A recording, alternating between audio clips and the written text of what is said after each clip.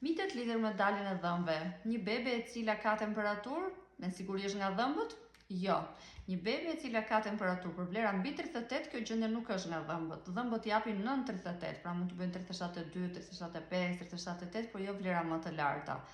Mund të kemi një bashkëekzistencë, do të thotë ndonjë piroze me daljen e dhëmbëve, por jo se është shkaktar dhëmbi për ta bërë gjithë këtë kaskadë temperature. Duhet ta konsultoni me mjekun për ta parë nëse është një virozë ose një infeksion bakterial. Dhëmbët dhe futja e duarve në gojë.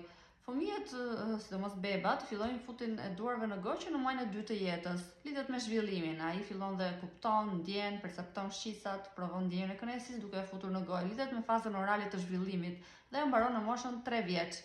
Pra, një bebe disa muajsh, sidomos 3, 4, 5 muajsh, nuk ka lidhje me procesën e dhëmbëve, futja e gjërave në gojë, ka lidhje me eksplorimin. Pjesa e diarres, një mit tjetër që lidhet me diarren.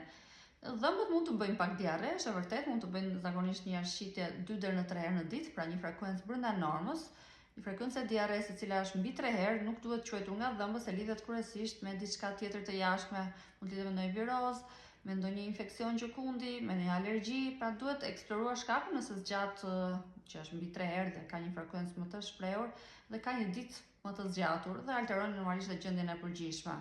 Ju përshëndes.